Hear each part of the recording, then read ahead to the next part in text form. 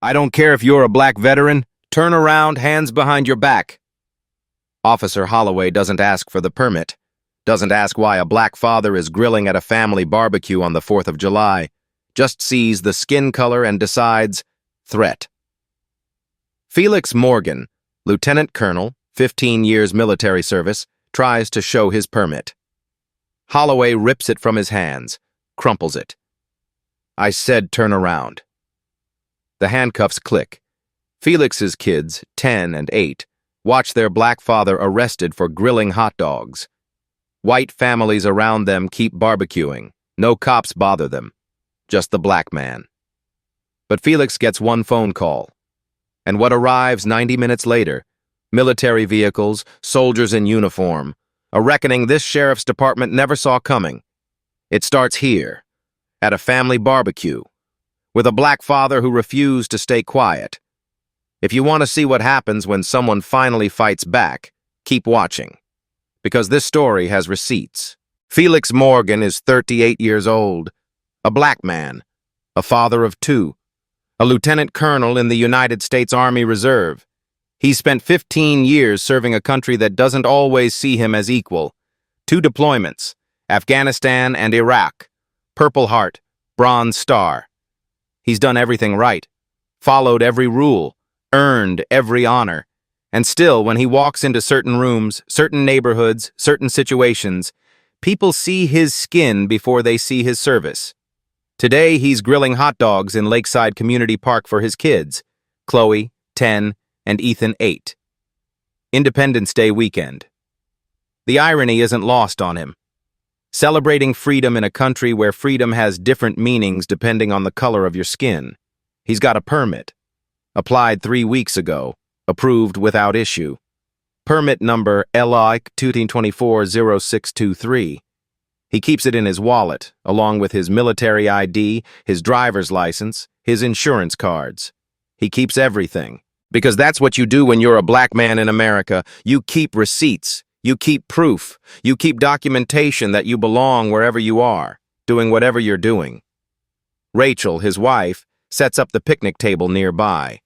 Red and white checkered cloth, paper plates, condiments in a plastic caddy. She catches his eye, smiles. They've been doing this for years. Same park, same spot under the oak trees, same 4th of July tradition. Today should be no different. Chloe runs relay races with her cousins near the playground. Her laughter carries across the grass. Ethan chases a soccer ball with neighborhood kids, shouting plays he learned from YouTube. The smell of charcoal smoke drifts through the warm air, mixing with the scent of sunscreen and cut grass. Felix's army uniform hangs in the back seat of his car, visible through the window. He came straight from reserve duty this morning, monthly drill weekend. The uniform gets him respect. Usually. When people see it before they see his skin. When they connect the dots. Black man plus uniform equals veteran, equals service, equals belonging. But he's learned, over 15 years in the military and 38 years being black in America, that respect is conditional. That belonging is negotiable. That doing everything right doesn't guarantee anything. He checks the permit one more time. He knows he doesn't need to, but he also knows. A black man at a grill, in a public park, with a crowd gathering, someone might ask questions. Someone always does. It's the tax black people pay for existing in public spaces. The constant awareness, the preparation for confrontation, the practiced responses. He teaches his kids the same thing his father taught him. Be respectful. Keep your hands visible. Don't give them a reason. It's the conversation every black parent has, the talk, the one white parents never think about, the one that starts around age 7 or 8, when innocence stops protecting black children from being seen as threats. Ethan is 8 now, old enough for the talk. Felix has been putting it off, hoping, praying, wishing his son could have a few more years of childhood without knowing that some people will fear him, suspect him, hate him, for nothing more than existing while black. At 12:30, a Riverside County patrol car pulls into the parking lot. Slow, deliberate, tires crunching on gravel. Officer Derek Holloway steps out, badge catching sunlight, hand resting on his belt. Felix sees him. Their eyes meet across 50 yards of grass and families and summer heat. And Felix knows, he just knows, this isn't going to be routine. Holloway walks toward the grill, not toward the 3 white families nearby, music playing from portable speakers, kids running, same setup as Felix. Not toward them, toward Felix. His eyes, not on the permit Felix will offer, not on the crowd of clearly peaceful people, on Felix, on a black man at a grill. Felix knows that look. Every black man knows that look. It's the look that says, you don't belong here. It's the look that sees threat where there is none. It's the look that will escalate no matter what Felix does next. We got a noise complaint. Holloway's voice carries across the final 10 feet. No greeting, no good afternoon, just accusation. Felix's voice is level, practiced. He's rehearsed this scenario 1,000 times in his mind, in conversations with other black men, in warnings from his father and grandfather. Sir, I don't think that's possible. We just got here an hour ago. The music's low. I have a permit if you... I didn't ask about a permit. Holloway's hand moves to his belt. I asked for ID. Felix stops. Hands visible, palms up, voice calm. This is survival mode. This is what black compliance looks like. Officer, my ID is in my wallet in my back pocket. I'm going to reach for it now. Slowly. You'll see my hands the whole time. He reaches. Slowly. Deliberately. No sudden movements. No reason to escalate. His fingers close around the wallet. He pulls it out, opens it, extends his driver's license and the permit, both visible. Holloway barely glances at them. His eyes stay on Felix's face, on Felix's hands, on Felix's posture, looking for something, anything, any reason. Felix's radio crackles. Dispatch. A voice. Unit 23 confirming no noise complaint on file for Lakeside Park. Repeat, no complaint logged. Holloway hears it. He has to hear it. But he doesn't acknowledge it, doesn't step back, doesn't apologize. Instead, step away from the grill. Turn around. Hands behind your back. Felix blinks. Why? Sir, I haven't violated any... You're resisting. The words hang in the air. Absurd, insane, deadly. Felix isn't resisting. He's asking a question. He's exercising his Fourth Amendment rights. He's doing what any American citizen would do when confronted without cause. But he's not any American citizen. He's a black man. And for a black man, asking why is resistance. He thinks about his kids. 10 yards away, watching. He thinks about Rachel, frozen by the picnic table. He thinks about 15 years in the Army, 2 combat deployments, a Purple Heart earned bleeding for this country. He thinks about the oath he swore to support and defend the Constitution. And he complies, because the Constitution doesn't protect black men from bullets, and Holloway's hand is on his weapon. Felix turns, slowly, hands behind his back. I'm complying, officer. I'm not resisting. I'm a lieutenant colonel in the United States Army. I served this country for 15 years. I have rights. The handcuffs click. Cold metal on warm skin. Tight. Too tight. The sound echoes across the park. Chloe stops running. Her voice, high and scared. Daddy? Ethan drops the soccer ball, stares. He's 8, old enough to remember this moment forever. Too young to understand why it's happening. The park goes quiet. Not silent. There's still music, still breeze in the trees, but the human sounds stop. Conversation dies. Families turn. Phones come out. 8 people, maybe more, start filming. Multiple angles. Different perspectives. All capturing the same thing. A black father, handcuffed, at a family barbecue on Independence Day. Later, the footage will be examined frame by frame. Experts will analyze Felix's posture, his tone, his compliance. They'll find no threat, no resistance, no justification. They'll find a black man doing everything right, and it still wasn't enough. Felix doesn't struggle, doesn't raise his voice, doesn't do anything except breathe and think about his kids and wonder how he's going to explain this to Ethan tonight when his son asks the question Felix has been dreading. "Daddy, if you were white, would they have arrested you?" The honest answer, the one Felix won't say out loud but his son will understand anyway, is no. Chloe runs toward her father, 10 years old, instinct overriding the talk they've had, the warnings about staying calm around police. "Daddy!" Her voice cracks. Fear and confusion and something else, the first understanding that the world works differently than she thought. Rachel grabs her, pulls her back, holds her tight. "Don't move, baby. Don't move. Stay right here with Mama." This is what Rachel feared, what every black mother fears. Not the abstract danger, not the statistics she reads about. This, her children watching their father reduced to a suspect. Watching the narrative shift from decorated veteran having a barbecue to black man in custody.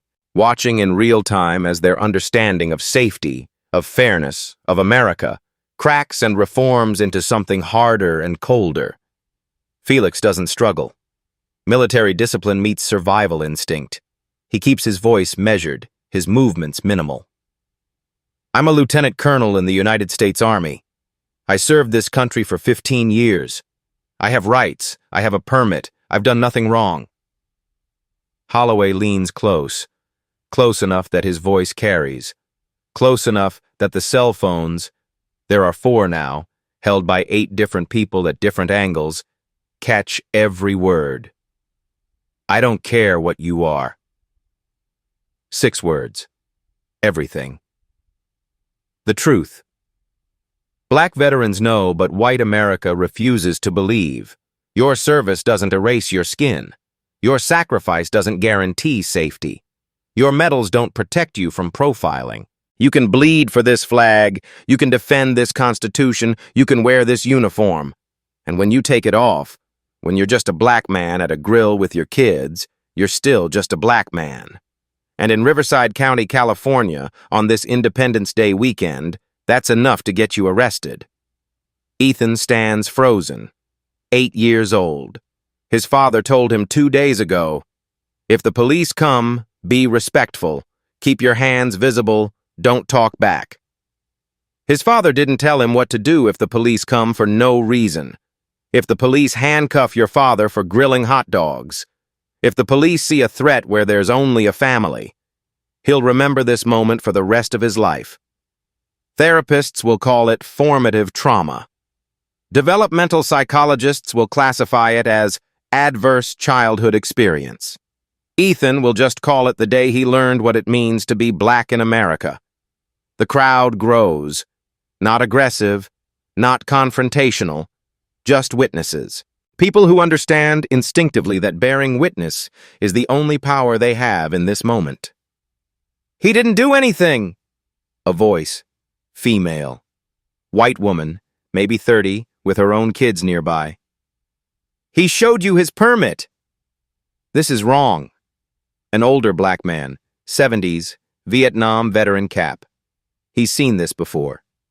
Different decade, different uniforms, same outcome. "Are you serious right now?" Latino father holding his daughter's hand. "On the 4th of July, really?" Holloway ignores them. All of them. He's committed now. Escalation has its own momentum. Backing down would mean admitting mistake, admitting he profiled, admitting he saw a black man and assumed guilt. So he doubles down. "Sir, you're under arrest for disturbing the peace and resisting a lawful order."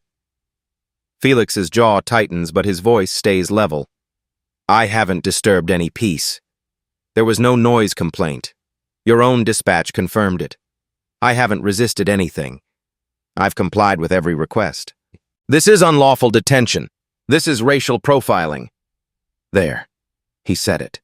The words Holloway didn't want to hear. The accusation that will be documented in reports, captured on video, impossible to ignore later. But Holloway has a counter. He's done this before. He knows the script. You matched a description of a suspect in the area. Felix is 6'1", 190 pounds, black, short hair. The description is vague enough to justify stopping any black man in Southern California. It's the oldest trick, the most reliable excuse, and it works because the system allows it to work.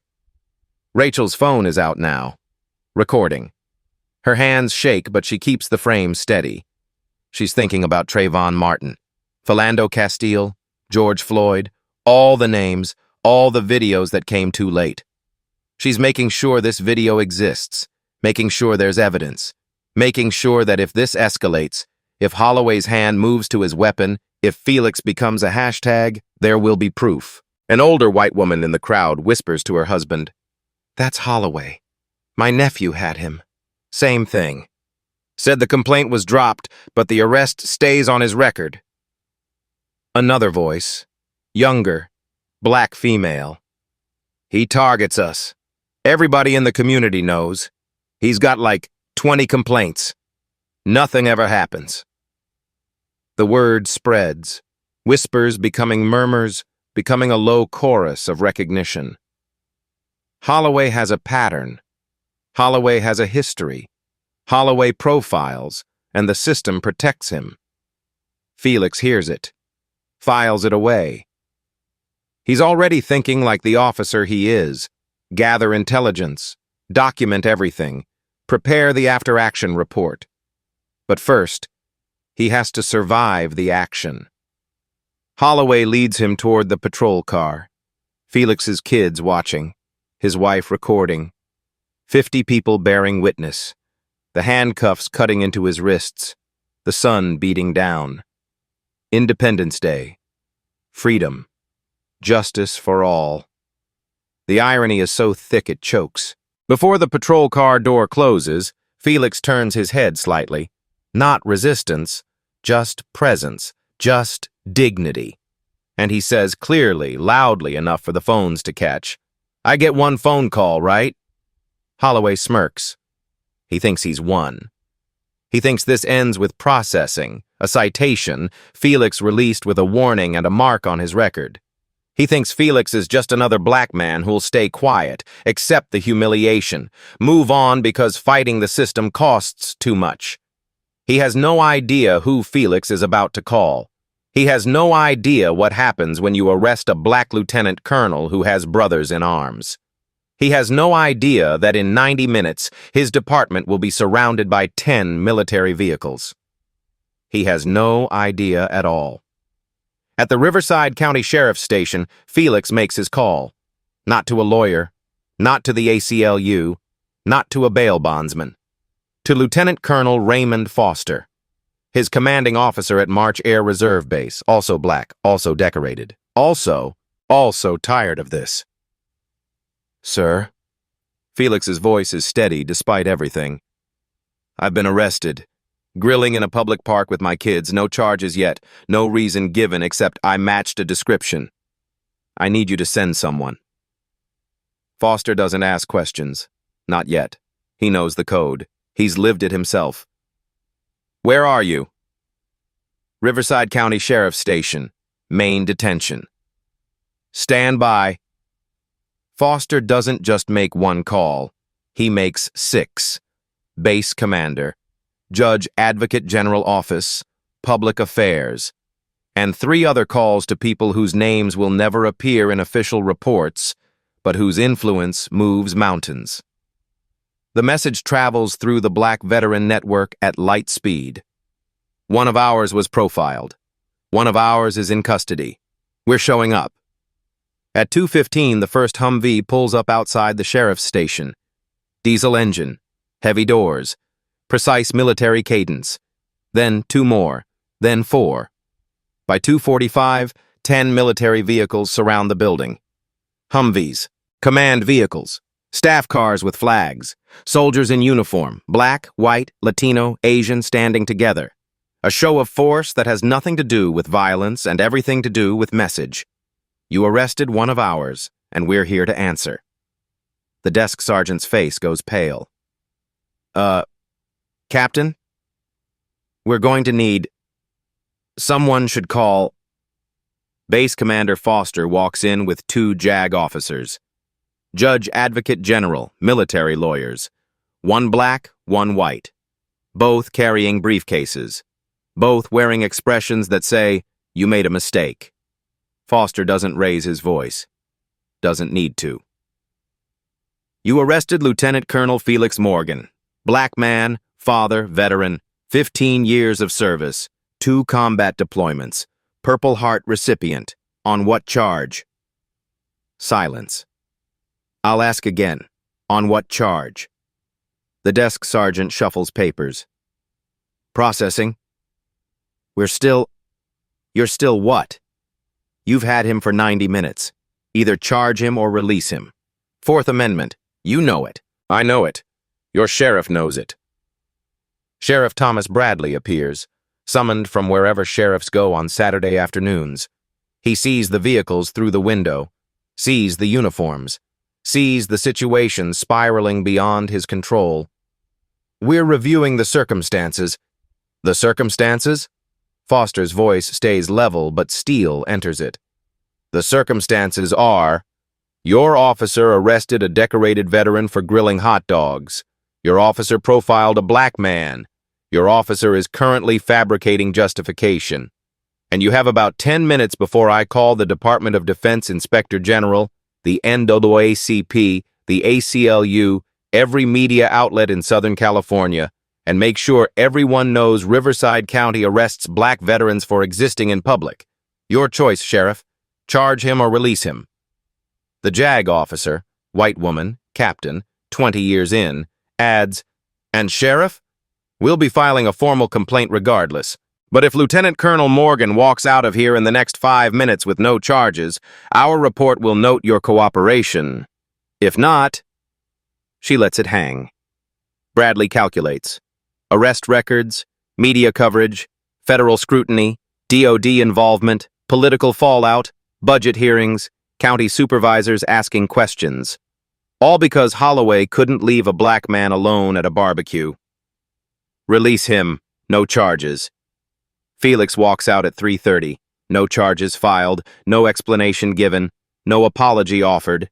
Just proof that it took 10 military vehicles, a base commander, 2 military lawyers, and the threat of federal investigation to free a black man who did nothing wrong.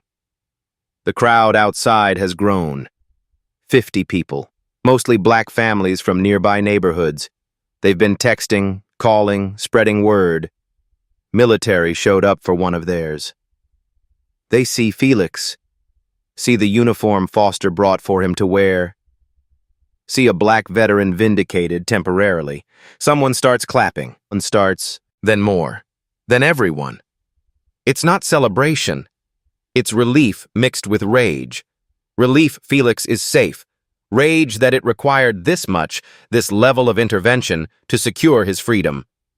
Felix stands in the parking lot, surrounded by military vehicles, and thinks, how many black men don't have this network?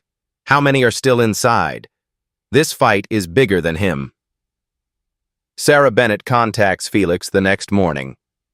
Sunday. The story already spreading on social media. 10 military vehicles, viral videos, #Felix Morgan trending locally. She's an investigative journalist at the Riverside Press Enterprise. 40 years covering police. White woman. Aware that her skin color gives her byline credibility a black journalist might not automatically receive. Aware that this reality is itself part of the problem. Mr. Morgan, I want to tell your story. More importantly, I want to tell the story of everyone Officer Holloway has targeted. Every black face, every brown face, every person the system ignored. Her voice is direct. No preamble, no wasted time. But I need receipts. Felix, sitting at his kitchen table with coffee he hasn't touched, responds, I've got receipts. So do 18 other people of color. Let's stack them. Bennett files Freedom of Information Act requests that afternoon. FOIA request number 2024 RC 11138. California law requires response within 10 business days. She marks it urgent, cites public interest, invokes sunshine statutes. 7 days later, the file arrives, 143 pages thick. Every page a story. Every story, a black or brown face. Every face dismissed. She spreads the documents across her desk, starts reading, starts cataloging, starts building the case that will dismantle Officer Derek Holloway's career and expose a system built to protect him. Complaint number 1, complaint number 2, complaint number 19. 19 complaints over 6 years, 18 dismissed. 1 pending, Felix's. The racial breakdown makes her hands shake. 12 black victims, 5 Latino, 2 Asian, 0 white. In a county that's 40% people of color, Holloway's arrest pattern runs 89% POC. The mathematics don't lie. Humans do. Systems do. But statistics don't. She reads the cases, absorbs the pattern, documents the system's response, or lack thereof. Case number RC 2I22 0491. Gerald Williams, age 23, black male, college student. Arrested for matching a description of a robbery suspect. Description given, black male, medium build. Gerald, 5'6", 140 pounds. Actual suspect later caught, 6'2", 220. Dismissed reason, insufficient evidence of misconduct. Gerald's complaint about racial profiling ignored. His request for disciplinary review denied. His faith in the system destroyed. Case number RC 2023-0201. Daniel Cooper, age 35, Latino male, father of 3. Arrested for loitering outside his own apartment building. He had keys. He had mail addressed to that location. He had lived there for 6 years. Holloway demanded ID, escalated when Daniel asked why, arrested him for failure to comply with lawful orders. Charges dropped. Complaint dismissed. Complainant uncooperative with investigation. Translation: Daniel, terrified of retaliation, stopped responding to internal affairs calls. Case number RC 2023-0556. Kevin Thompson, age 19, black male. Arrested for suspicious behavior, riding his bike through Lakeside Community Park. The same park where Felix was arrested. Same officer. Same excuse. High crime area. Kevin's bike? His transportation to his job at a grocery store. His crime? Existing while black in a public space. Dismissed. Officer acted within department policy. Bennett interviews them. All 3. Others 2. Gerald, now 25, working 2 jobs to pay off student loans. I didn't report it initially because I thought no one would believe me. A black college kid versus a cop? The math doesn't work.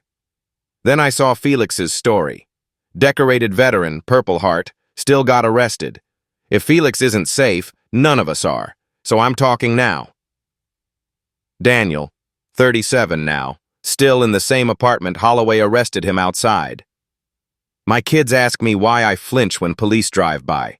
How do I explain that the people sworn to protect us see us as threats? My oldest is 12, Latino boy. I have to give him the talk soon. Be respectful, keep hands visible, comply even when they're wrong, because being right doesn't protect you when you're brown. Kevin, 21, still rides his bike to work but takes longer routes avoiding certain neighborhoods. I have a dismissed arrest on my record. Suspicious behavior. It shows up on background checks. I've been denied jobs, denied housing. 1 arrest, no charges, and it follows me. Meanwhile, Holloway gets promoted to senior patrol officer. Explain that math. Bennett cross-references the complaints with body camera footage. Here's where the pattern becomes undeniable. 5 incidents in 2 years where Holloway's body camera malfunctioned. She pulls the incident reports. All 5 suspects, people of color, 4 black, 1 Latino. All 5 incidents, escalated to arrest. All 5 camera failures, blamed on equipment malfunction. She requests body cam data for Holloway's interactions with white suspects during the same period. Finds 9 traffic stops, 3 noise complaints, 2 domestic call assists. Body camera function rate, 100%. Perfect record. Every interaction documented. The camera works fine when it matters to Holloway. When the suspect is white. When documentation protects him instead of exposing him. Internal affairs notation on each malfunction. Equipment failure noted. Officer reminded of proper camera activation procedures.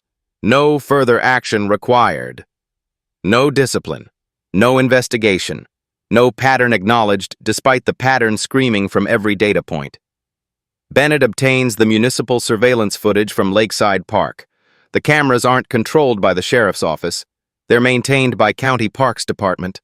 Different jurisdiction, different oversight, different agenda. The footage is pristine, time-stamped, comprehensive. 12:30 p.m. Holloway arrives, parks, steps out of his vehicle, surveys the park. 3 white families visible with grills, portable speakers, children playing. Holloway walks past all of them, doesn't stop, doesn't engage. Walks directly toward Felix, the only black man grilling. The footage shows everything Bennett needs. Felix calm, compliant, respectful. Hands visible. No threat, no resistance, no justification for arrest. Just a black father at a barbecue targeted because of his skin. She digs deeper into internal affairs records. The pattern expands. 6 officers in Riverside County Sheriff's Department have 10 or more complaints.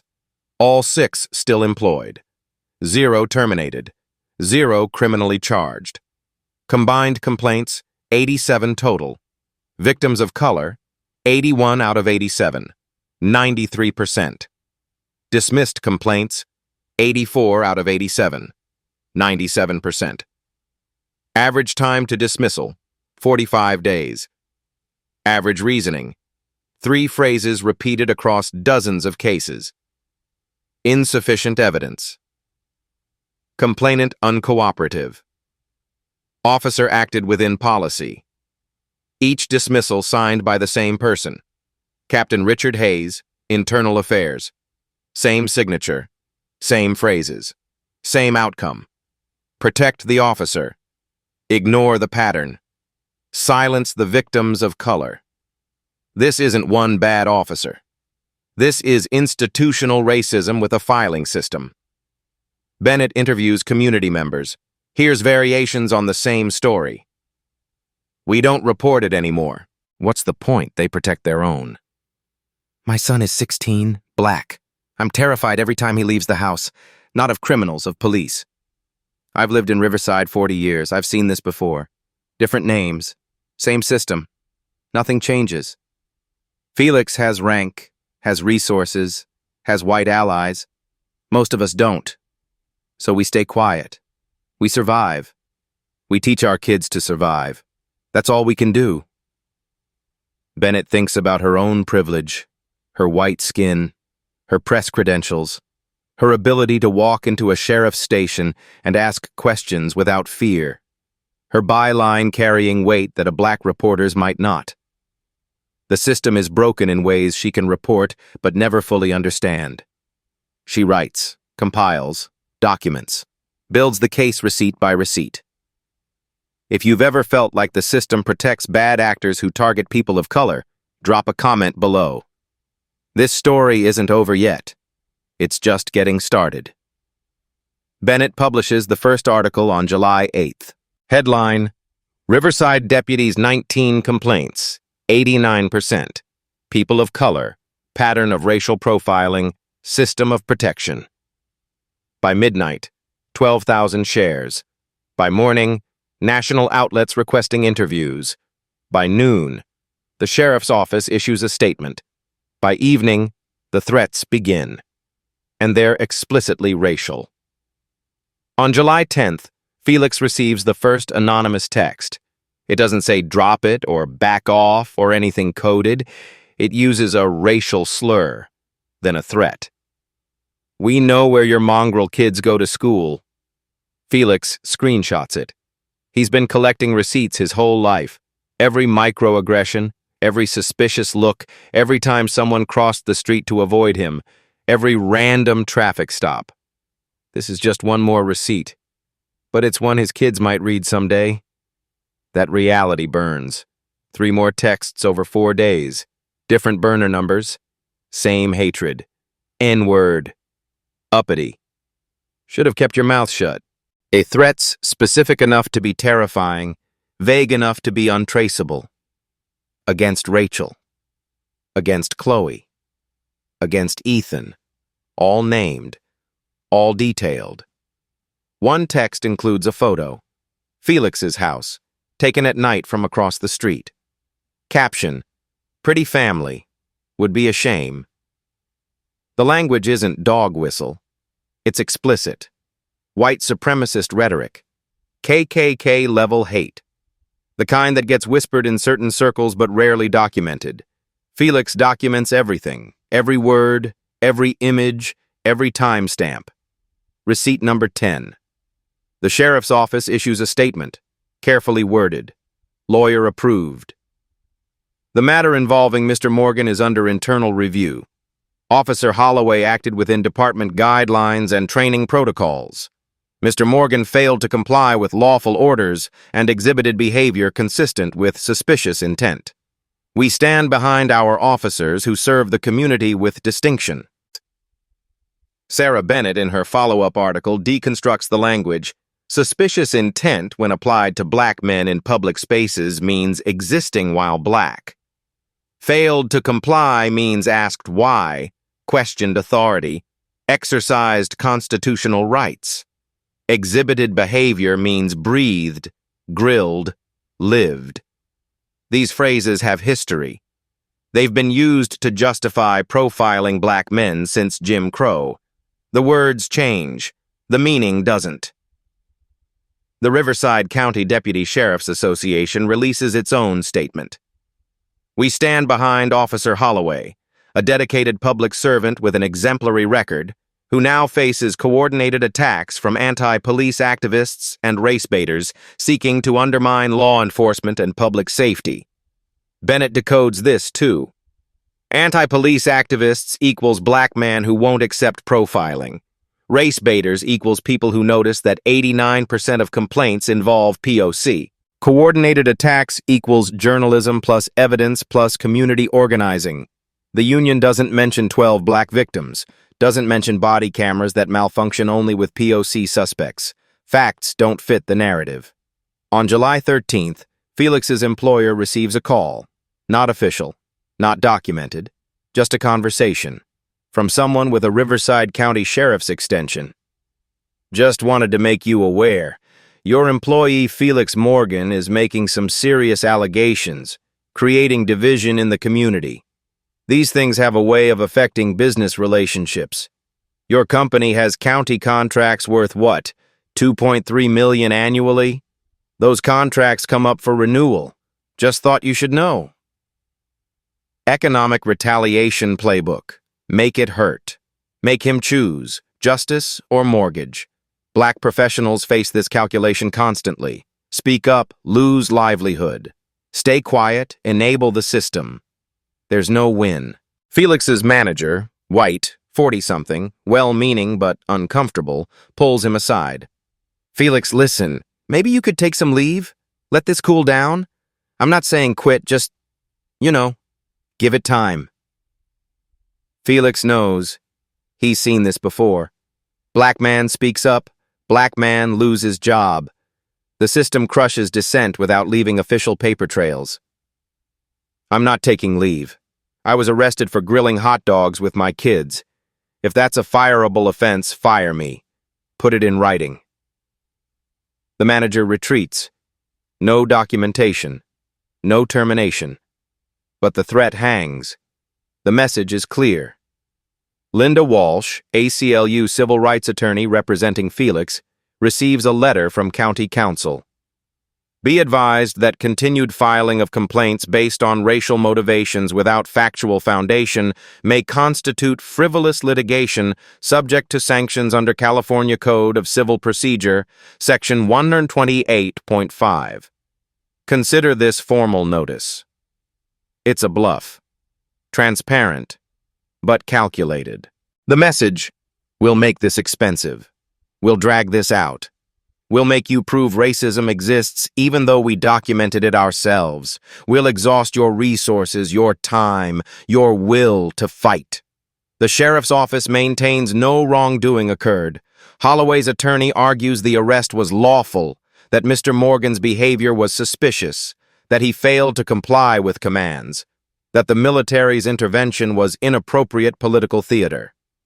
When confronted with the racial breakdown, 12 black, 5 Latino, 2 Asian, 0 white victims, the union spokesman responds, "We patrol where crime happens.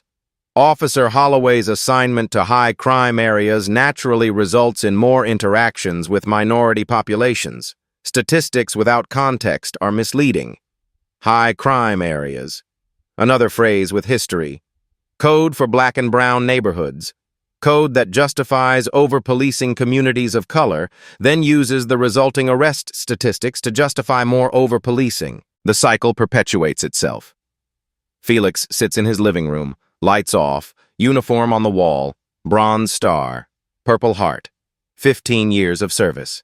He thinks about the oath: support and defend the Constitution against all enemies, foreign and domestic. He served in Afghanistan, in Iraq, fought enemies of America. Came home to discover some enemies wear badges. Rachel finds him. Is it worth it? Your job, the threats, the kids terrified? Felix thinks about Ethan's nightmares. Chloe's drawings of stick figures with hands behind backs. Then about Gerald Williams, Daniel Cooper, Kevin Thompson. 18 names in that file, all silenced until now. If I stop now, what do I tell my kids? That medals don't matter if you're black? That's not what I fought for. On July 15th, 2 a.m., someone parks outside Felix's house. Doesn't leave for an hour. Just watches. Headlights off. Engine idling. At 6 a.m., Felix finds a Confederate flag on his lawn. Note pinned to it: "Stay quiet, boy." Felix photographs everything, adds it to the file, receipt 11, subsection B, and calls Sarah Bennett. "They just made this bigger." Ethan wakes up screaming. Third night in a row. "They're coming!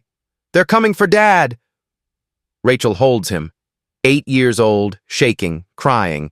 Felix stands in the doorway, helpless. This is generational trauma in real time. The nightmares Felix's grandfather had after being beaten by police in Alabama, 1963. The nightmares his father had after being stopped at gunpoint for driving while black. Now his son has them, different uniforms. Same fear, same inheritance. Chloe doesn't scream. 10 years old, she's learned to internalize. She draws instead. Stick figures with hands behind backs, badges with teeth, police cars that look like monsters, and one drawing that destroys Felix, a bronze star, colored over with black marker, like she's trying to hide something shameful. Felix finds it on her desk, reads the words at the bottom in her careful handwriting. Daddy's star doesn't keep him safe. She's 10. She shouldn't know this, but she does now. The house is quiet, too quiet. No music, no laughter. Just nightlights that stay on because Ethan won't sleep in the dark anymore. Says the dark is when bad men come. He means police. His father taught him to respect police, to see them as helpers. Now he sees them as threats. That shift happened in 3 minutes on July 2nd. Rachel's voice, late at night, careful because walls are thin. We could move. Atlanta. They say it's better there. Or Howard County, Maryland. Good schools. Strong black middle class. Somewhere the kids don't have to be scared all the time. Felix knows there is no somewhere. This is everywhere. You can't outrun systemic racism by changing zip codes. But he understands what she's really asking. Is this fight worth destroying our family? He thinks about quitting, really thinks about it. Drop the lawsuit. Stop talking to reporters. Let Bennett write one more article and move on. Holloway would win. The system would stay the same. But Ethan would sleep through the night. Chloe would draw flowers again instead of handcuffs. Rachel would stop checking locks 5 times before bed. He sits with his uniform. The Bronze Star for valor in combat. The Purple Heart for bleeding for America. The patches from Afghanistan, from Iraq. The flag he defended. He thinks about the oath he swore, support and defend the Constitution against all enemies, foreign and domestic. Domestic. Officer Holloway is a domestic enemy of the Fourth Amendment. The system protecting him is a domestic enemy of equal protection. Felix swore an oath. But there's another oath. The unspoken one every black parent makes. I will keep you safe, at any cost, from everyone. He calls his father, 72 years old, retired postal worker, Vietnam veteran, also black, also knows. Dad, I don't know if I can keep doing this. They're threatening my kids. Rachel wants to move. Maybe they're right. Maybe I should let it go.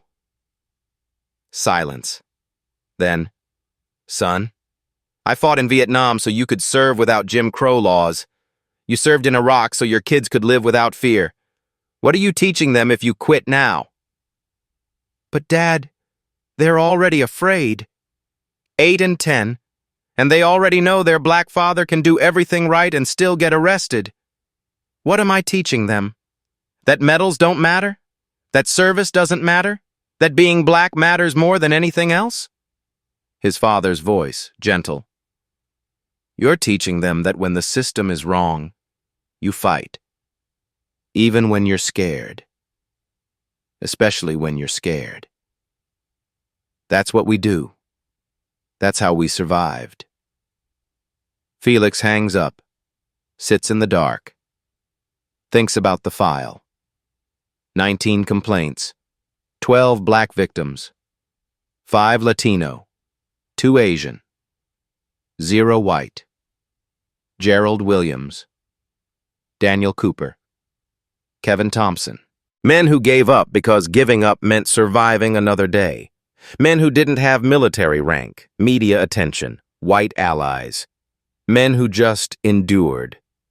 He thinks about his kids, about their kids, about how many more generations will have nightmares about police if people like him, people with platforms, with resources, with receipts, stay quiet. Felix has a choice.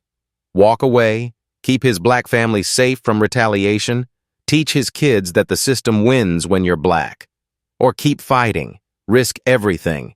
Teach his kids that silence is surrender even when speaking costs everything. If you were a black father, medals on your wall, threats in your texts, scared kids in your house, what would you do? Drop a comment. July 18th, morning. Felix calls Sarah Bennett. Voice steady, decision made. Publish everything, every name, every victim, every complaint, every dismissal, the racial breakdown, the body cam malfunctions with POC suspects, all of it. I didn't serve this country so my kids could grow up afraid of the people sworn to protect them. Publish it all. The rally at Lakeside Park draws 300 people by noon. The same park where a black father was arrested for grilling hot dogs. The same grass, the same oak trees, different energy. Not all black. That's the first thing Felix notices. White mothers with their kids holding signs. I stand with Felix. Latino families. This could be us. Asian community leaders with banners. Veterans of every color in uniform. Army, Navy, Marines, Air Force, standing together. This is what multiracial coalition looks like when injustice is undeniable. Signs everywhere. Justice for Felix. Fire Holloway. Black veterans matter. Badge does not equal immunity. 12 black, 5 Latino, 2 Asian, 0 white equals racism. We see you. We believe you. Independence Day should mean everyone. 8 speakers. 7 are Holloway's past victims. 5 black, 2 Latino. Ages 19 to 58. All dismissed complaints. All silent until now. Gerald Williams, 25, speaks first. I was 23 when Holloway arrested me for matching a description. I'm 5'6", 140. The suspect was 6'2", 220. Only thing that matched, we're both black. I didn't report it because I thought no one would believe me. Felix showed me. When we stand together, they have to believe us. Daniel Cooper, 37, father of 3. I was arrested outside my own apartment. I had keys. I had mail with my address. Holloway said I looked suspicious. Code for Latino man in a nice neighborhood. I didn't push it because I was scared they'd target my kids. Then I saw Felix's kids crying while their father was arrested. I thought, this stops with us, or it never stops. Kevin Thompson, 21. I was 19, riding my bike in this park. Holloway said suspicious. I'm black. That was suspicious enough. I stayed quiet because I'm young, I'm black, I thought no one would care. Felix made me realize my story matters too. The crowd goes quiet. Captain James Harrison steps forward. Internal Affairs, 52 years old, 21 years with Riverside Sheriff, 6 months from retirement, white man, also done. I'm Captain Harrison. I've worked IA 9 years.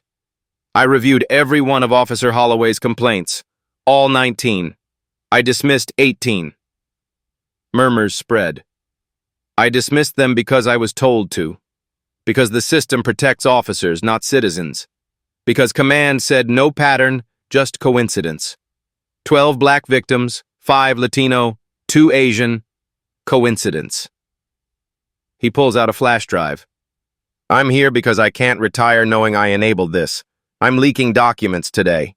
Internal memos showing command knew about the racial pattern, discussed it, strategized how to bury it. I'm violating 6 regulations. I'll probably lose my pension. But I've got grandkids. Mixed-race grandkids. I don't want them growing up thinking this is normal. He hands the drive to Sarah Bennett. She takes it. Receipt 13. The story goes national. CNN. Decorated black veteran arrested at BBQ. Community rallies. Whistleblower emerges. MSNBC. Racial profiling on Independence Day. NPR. Inside one county's pattern of bias in policing. 12 new complainants come forward in 48 hours. All people of color. All Holloway or his unit. All previously silent. One woman, black, 42, single mother. I didn't come forward before because I can't risk retaliation. I work 2 jobs, 3 kids, no partner. One call to my employer, I'm done. But Felix risked everything. If a lieutenant colonel can be profiled, none of us are safe. So I'm speaking. Felix stands at the rally, Rachel beside him, Chloe and Ethan holding their parents' hands, nervous but watching people believe them. Someone starts chanting, "No justice, no peace." Then, say their names, Felix Morgan, Gerald Williams, Daniel Cooper, Kevin Thompson. The list continues. 18 names, all POC, all ignored until now. A white veteran, Vietnam era, Silver Star, salutes Felix. Felix salutes back. The man says loud enough for others to hear. I served beside black men. They saved my life. I've got your back now. This is what solidarity looks like. 1 person, then 10, then 300. Black, white, brown, Asian. Veterans, mothers, students, whistleblowers. United. On July 22nd, 3 p.m., Sarah Bennett receives an anonymous email. Subject line, follow the money. They're not just profiling your people, they're profiting from it. Check overtime records. Password hint. How much is a black man worth? The email contains 1 attachment. Internal audit from the County Auditor Controller's Office. Marked confidential, do not distribute, Potential criminal violations. Bennett decrypts it. Password 156. She doesn't understand the significance yet. Will soon. She reads the first page. Her hands start shaking. She calls Felix immediately. It's worse than profiling for bias. They're profiling for profit. Your arrest? You were worth $156 to Holloway. Overtime pay. They're getting rich arresting black people. Over 18 months, 7 officers in Holloway's patrol unit logged $230,000 in overtime pay. The trigger. Arrests made after 6 p.m. qualify for time and a half. Arrests processed after 7 p.m. qualify for double time. The pattern, low-level arrests, trespassing, loitering, disorderly conduct, resisting, that never lead to charges. Geographic concentration, 3 neighborhoods. Demographic breakdown, 87% Black and Latino. This isn't random. This is financial incentive meeting racial bias. This is capitalism built on black and brown bodies. This is profiting from racism. Riverside County applied for a federal community policing grant in 2023. Amount, $1.8 million over 3 years. Eligibility requirement, demonstrate proactive enforcement in high crime areas. High crime areas defined by zip code. 3 zip codes, 92553, 92557, 92551. Demographics, 65% Black, 22% Latino, 8% Asian, 5% white. Translation: arrest more people in black neighborhoods, get federal money. The more arrests, the more funding. The more funding, the more overtime budget. The more overtime budget, the more incentive to arrest. The cycle feeds itself. Communities of color pay the price. Holloway's 2023 overtime, $38,000 on top of his $68,000 base salary. Of his 89 arrests, 79 were people of color, 89%. Of those 79, 58 dismissed or never charged, 73%. The math is simple. Brutal, clear. Holloway makes between $156 and $280 per POC arrest, whether justified or not. Felix's arrest. July 2, 2024. Actual time, 12:38 p.m. Logged time in the system, 6:52 p.m. Overtime eligible. Estimated pay for arrest, plus processing plus paperwork, $156.75. Felix wasn't a threat, wasn't a criminal, wasn't even a statistic. He was $156.75 in Derek Holloway's pocket. His children's trauma, his humiliation, his PTSD from being handcuffed on Independence Day, all monetized. This is how much a black veteran is worth in Riverside County's system. The leaked emails show Sheriff Bradley knew. Internal memo, March 15, 2023. From Bradley to patrol captains. Reminder: federal grant eligibility requires demonstrated proactive enforcement numbers. Focus evening patrols on East Side, Moreno, and Paris corridors to maximize grant qualifying activities. Overtime authorized for extended processing. Translation decoded. Target Black and Latino neighborhoods during overtime hours. Arrest more. Process slowly. Pad the numbers. Get the grant. He didn't write, arrest black people for profit. Didn't have to. East Side, Moreno, Paris, 87% POC zip codes. Grant qualifying activities. Arrests. Overtime authorized. Financial incentive. The code is transparent. Felix reads the audit. Finds his name. Case number RC 2024-0702. Listed arrest time, 6:52 p.m. Actual arrest time, 12:38 p.m. Time logged falsely to qualify for overtime. Overtime earned, $156.75. They lied about the time. They monetized his trauma. They put a price tag on his children's nightmares, on his wife's fear, on his service to this country. $156.75. That's the value of a black veteran in this system. He thinks about Afghanistan. The firefight where he earned his Purple Heart. He bled for free. Holloway got paid $156 to humiliate him.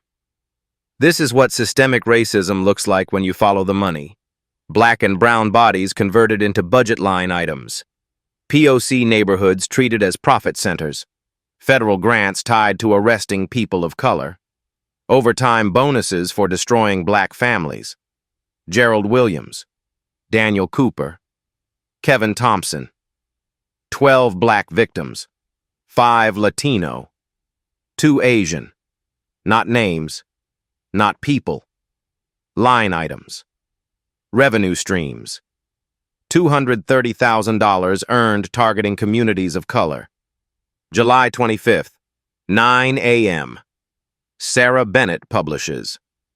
Headline: They arrested black families for overtime pay. Inside Riverside's racial profiling for profit scheme. By noon, County Board of Supervisors announces emergency hearing. By 2 p.m., Department of Justice opens civil rights investigation. By 5 p.m., Sheriff Bradley's office, no comment. By 8 p.m., protests, 300 people. One sign, how much is my black son worth? Not 150 $. August 5th, 2024. County Board of Supervisors hearing room. Capacity, 200. Actual count, 430. They overflow into hallways, onto courthouse steps, watching live streams on phones. The crowd, every shade of America. Black families from East Side. Latino families from Moreno. White allies. Asian organizers. Veterans in uniform. Black, white, brown, standing together. This is accountability when a community demands it. Felix sits at the testimony table. Navy suit, white shirt, red tie. No military uniform. Deliberate choice. I'm testifying as what I am. A black father who wanted to grill hot dogs. He speaks for 12 minutes. No notes. Voice steady. My name is Felix Morgan. I'm a black man, 38 years old, father of 2, Lieutenant Colonel, Army Reserve, 15 years service. On July 2nd, I learned that in Riverside County, none of that matters as much as the color of my skin. He describes July 2nd. Permit approved. Kids laughing.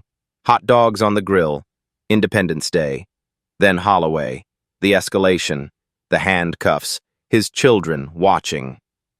I complied with everything. I was respectful, not because respect should be required for basic rights, but because I'm black and black people are taught, comply or die. I had proof I belonged there. Didn't matter. Officer Holloway saw a black man first. Everything else was invisible. Then receipts, one by one, methodical, unemotional, letting data destroy denial. Receipt 1, park permit, approved, legal, ignored because I'm black. Receipt 2, dispatch audio, no noise complaint, Holloway arrived without cause. Receipt 3, 4 cell phone videos, 8 witnesses, racial profiling in 4K. Receipt 6, Holloway's personnel file, 19 complaints, 18 dismissed. Racial breakdown, 12 black victims, 5 Latino, 2 Asian, 0 white. In a county 40% people of color, Holloway targets POC 89% of the time. Math doesn't lie. The room goes silent. Receipt 14. Financial audit, $230,000 in overtime fraud. Holloway's share, $38,000. My arrest, logged falsely at 6:52 p.m. instead of 12:38, earned him $156.75. My children's trauma has a price tag. Holloway declines to testify. Fifth Amendment. His attorney reads a statement. Officer Holloway acted within policy. Any suggestion of racial bias is unfounded. Board Supervisor Martinez, Latina, stops him. Counselor, explain. In a county 40% POC, why are 89% of your clients' arrests people of color? The attorney can't. Opens his mouth, closes it. No further comment. Sheriff Bradley testifies. Denies targeting POC neighborhoods. Sarah Bennett plays the email. Bradley's voice. Focus evening patrols on East Side, Moreno, and Paris corridors. Supervisor Johnson, black, former public defender, asks, Sheriff, what's the racial demographic of those areas? Predominantly minority. How predominantly? About 85% people of color. And you targeted these areas for arrest quotas to qualify for federal grants. Yes or no? Silence. Sheriff Bradley, did you incentivize officers to arrest people in predominantly black and Latino neighborhoods? Bradley stands. I resign. Effective immediately. Walks out. The board votes. Measure 2408. Independent Civilian Oversight Board with subpoena power. Mandatory demographic reporting. Automatic review for officers with 3+ racial bias complaints. 4 in favor, 1 against. Wilson changes his vote after crowd chants. 5-0, unanimous. When Felix stands, the room erupts. Not cheers, relief, solidarity, grief for how long this took. Black mothers crying, Latino fathers holding sons, white allies clapping, veterans saluting. Chloe whispers, Did we win, Daddy? Felix kneels. We didn't win, we got heard. Now comes the work of making sure they keep listening. August 12th. Officer Derek Holloway terminated. Reason: gross misconduct, fraud, deprivation of rights under color of law, pattern of racial bias. Federal charges filed. Title 18 U.S.C. Sections 242-1001. Potential 10 years. For a black veteran arrested at a barbecue, that feels like justice. Almost. Derek Holloway's termination letter. August 12th.